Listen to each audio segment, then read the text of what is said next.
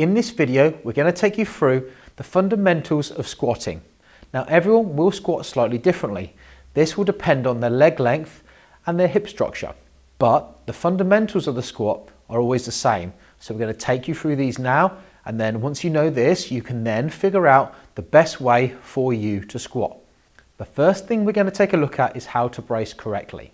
Now, it's very common to think about bracing as just drawing the tummy in. However, that isn't how to brace correctly for squatting and lifting heavy. The way that we will practice bracing will allow us to strengthen and stabilise our spine, making sure that we can lift heavy, safely and well. So first of all, how do we brace? This is going to start by taking a nice big deep breath in, holding the breath and imagining with the breath held, we're pushing our air down into our tummy and pushing that diaphragm down.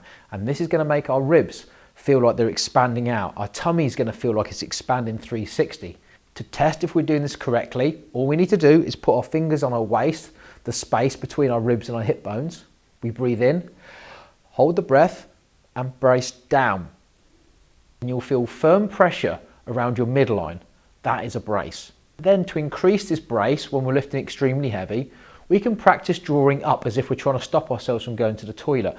This is engaging our pelvic floor.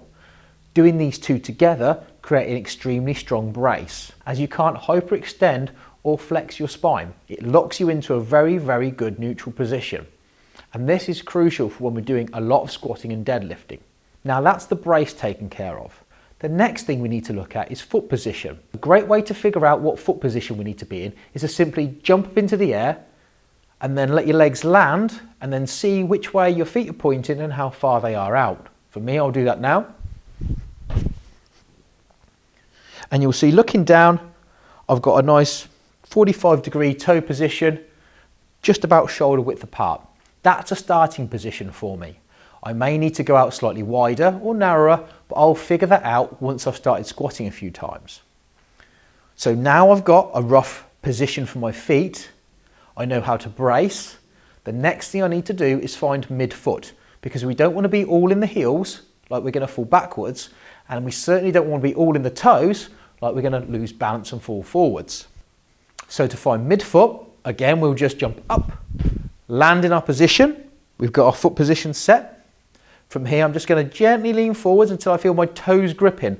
Once I feel the toes grip, I'm going to gently rock back. So from the side, that'll look like this. First, I'll find my foot position. Now, I'm going to find midfoot by slightly leaning forwards, feeling my toes grip. Then I'm going to gently rock back, just slightly, using the pressure of my feet just to push me back a little bit. Now, I'm midfoot. This will give me a perfect set point for me to then go into my squat. Now that we've got the brace, a rough foot position, and also we can find midfoot, now we need to do is look at the actual squat itself. So this style of squat I'm going to teach you is a very hip dominant style squat, which means we take a lot of the force away from the knees and put it more into the glutes and hamstrings, or the back of the legs and bum. To start with, I always encourage people to begin using a box to squat to. The thing that we use to squat to can either be a chair, a bench, or a step up. This will also help you develop an understanding of how deep you need to go. If you have bad knees, you may want to start on a box just slightly above parallel, or at least to a box that makes sure that you don't feel any pain in the knees. Ideally, if you can, you want to be squatting to at least parallel or below, and this will help develop consistency as well as getting the most out of each squat. For this example, I'm going to use a bench for just above parallel, and I'll use the box for just below parallel for me. So I'll demonstrate the squat to the bench now. So I'm going to set my position, land my feet, gentle lean forwards, grip my toes, slightly rock back, still feeling the toes gripped. I'm now going to breathe hard and brace and squat.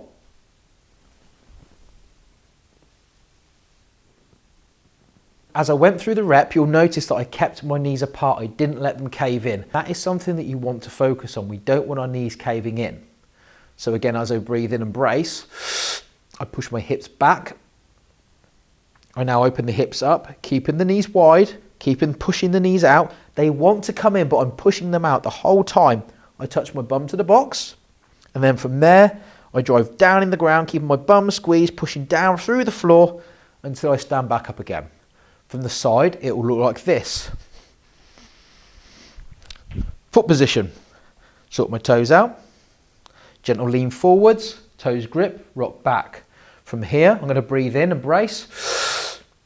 Reach hips backwards, trying to keep shins nice and vertical. I'm opening my hips out wide, knees apart, touch to the box. I'm keeping my hands out here for a bit of stability and balance. And then I press knees out, press into the floor and come up in a nice straight smooth path.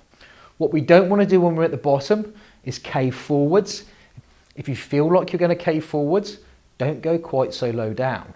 Keep your knees open, keep the chest neutral with that brace and keep the hands forwards.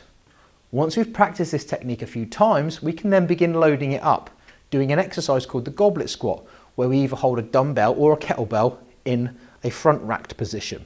And I'll demonstrate that now.